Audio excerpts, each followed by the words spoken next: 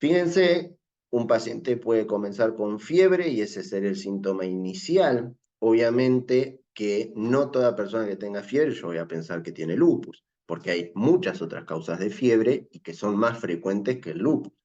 Pero cuando esa fiebre es de mucho tiempo, no responde y junto con otros síntomas, bueno, yo voy a empezar a sospechar que puede ser alguna enfermedad reumatológica, dentro de ellas lupus. Acá tenemos, por ejemplo, este hombre con un rash malar o lo que se llama el alas de mariposa, fíjense, mucho más leve que esta chica que tiene un rash malar o el eritema de mariposa mucho más marcado que el chico. Esto nos habla de las distintas formas y severidades que puede tener la enfermedad. Fíjense que hace como una mariposa con las alas a nivel de las mejillas y pasa por arriba de la nariz. Después, por ejemplo, la alopecia. Alopecia es lo mismo que caída de cabello. Fíjense, una mujer con lupus que el cabello es un cabello fino, frágil, se cae fácilmente, le genera estas zonas con menor cabello. Por ejemplo, acá, en estas manos de este paciente, donde uno ve toda una zona roja, colorada, y también a nivel de los brazos, con lesiones violáceas, con algo de inflamación en las articulaciones, o por ejemplo, acá esta mano de esta paciente que tiene artritis, inflamación en las articulaciones, y a nivel de la boca, fíjense acá, toda esta lesión rojiza en el paladar, a nivel de los labios, ¿sí? Como pequeñas ulceritas. Pero esto es muy importante. Muchas enfermedades comparten los síntomas de lupus. Entonces, todo lo que veníamos hablando recién y lo que les venía mostrando, claramente, y muchos lo habrán visto en un conocido, en otra persona, que tiene esos síntomas también y no tiene lupus. Porque tenemos enfermedades de la piel que pueden tener lesiones parecidas al lupus.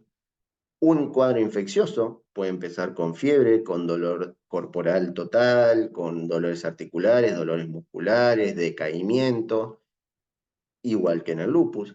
Una neoplasia o un tumor, un cáncer que puede empezar con pérdida de peso, con síntomas generales y dependiendo de dónde se localice el tumor, es los síntomas que va a provocar. Enfermedades de la sangre, veamos que el lupus puede producir anemia y otras alteraciones de la sangre, que tranquilamente puede ser una enfermedad propia de la sangre. Y para nosotros, otras enfermedades reumatológicas claramente pueden presentar síntomas muy parecidos al lupus, inicialmente más que nada, desde una fibromialgia, como presenta dolores generalizados, una artritis reumatoidea que empieza con artritis en las manos, o una enfermedad o síndrome de Sjögren, que también puede tener artritis, puede tener lesiones de la piel. Entonces, es frente a esta sospecha clínica, lo que decíamos, el otro pilar del diagnóstico, utilizar estudios complementarios. O sea, yo charlo con la persona, la evalúo, la examino, veo qué síntomas tiene, frente a eso voy a necesitar ayudarme con algunas cosas. Por ejemplo, les puse acá imágenes, utilizamos las radiografías, la ecografía, la tomografía o resonancia magnética, electrocardiograma, un montón de otros estudios, pero fundamental son los análisis de sangre y los análisis de orina. Y acá les quiero remarcar algo que a veces es muy famoso en la sociedad, en la población, y a veces las personas se asustan. Y es el anticuerpo antinuclear, o también llamado ANA o llamado FAM, dependiendo el laboratorio y la abreviación que utilicen. Bien, ¿qué es esto? El anticuerpo antinuclear, ANA o FAM, es un autoanticuerpo. Esto quiere decir, como les contaba hoy, de lo que era la enfermedad autoinmune, el cuerpo generó un anticuerpo propio, por eso se llama autoanticuerpo, que reconoce partes de nuestro cuerpo como raras, como extrañas, y las empieza a atacar.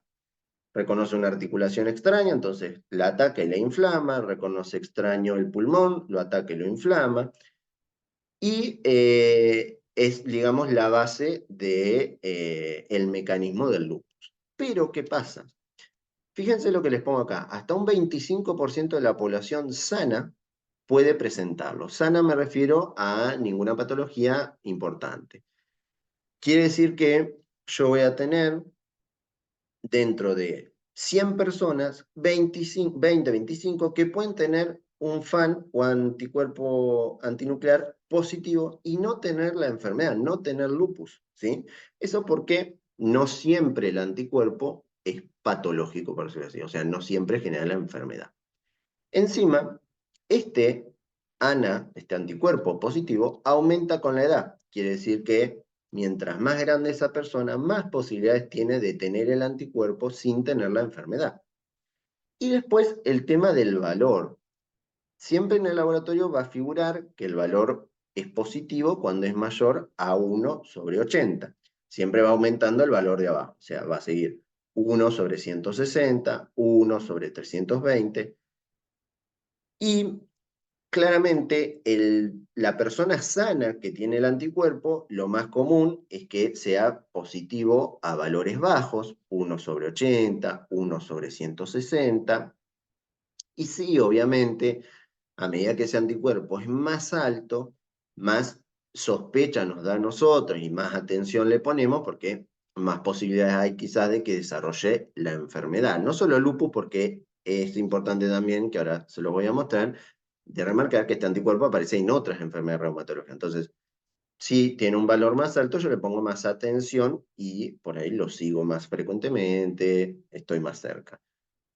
Bien, entonces, algo que nos tiene que quedar muy claro, como diría Alejandro Sanz, es que ANA y FAN no es lo mismo, es distinto a tener lupus, porque como hablábamos, un anticuerpo antinuclear positivo puede estar en personas sanas, puede estar en otras enfermedades reumatológicas, puede estar en otras enfermedades, como puede ser infecciones, neoplasias, eh, una alteración por un fármaco.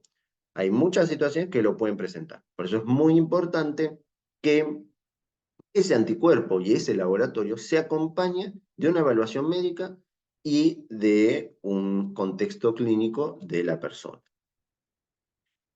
¿Sí? Entonces, el anticuerpo antinuclear, para que quede claro, puede ser positivo en otras enfermedades distintas a lupus. Tener FAN positivo no es lo mismo que tener lupus. Y nosotros, cuando esa persona tiene un anticuerpo antinuclear positivo, nos ayudamos de otros para poder acercarnos al diagnóstico o poder descartar. Porque quizás hay otros anticuerpos positivos, yo le pongo acá una lista que probablemente las personas con lupus los hayan escuchado alguna vez, que son un poco más específicos y ya nos ayudan más a hacer el diagnóstico. Como mensajes finales entonces, que quede claro que es una enfermedad muy variable, como vimos, puede tener múltiples manifestaciones, desde algo mínimo hasta algo más severo, que genera confusiones porque, como vimos, se puede parecer a muchas enfermedades, desde una gripe hasta una enfermedad más grave, y que es fundamental que sea evaluada, diagnosticada y tratada principalmente por un especialista en reumatología. Que cuando uno tenga dudas, cuando tenga miedo o interrogantes, consulta a un médico reumatólogo. Si tiene un familiar con una enfermedad reumatológica, y tiene dudas, o en algún momento le pidieron algún anticuerpo, le dio positivo, consultar, porque como dijimos, hay que tener mucho cuidado. Un laboratorio no nos indica una enfermedad siempre, y es importante porque esto es una enfermedad crónica, como la mayoría de las enfermedades reumatológicas, que a la persona la van a acompañar toda la vida, y que son delicadas, que requieren controles, que requieren tratamiento y es importante tener un diagnóstico certero. Espero que les haya sido de utilidad. El Día Mundial del Lupus es el 10 de mayo, siempre hacemos alguna actividad en el servicio. Muchas gracias por la invitación.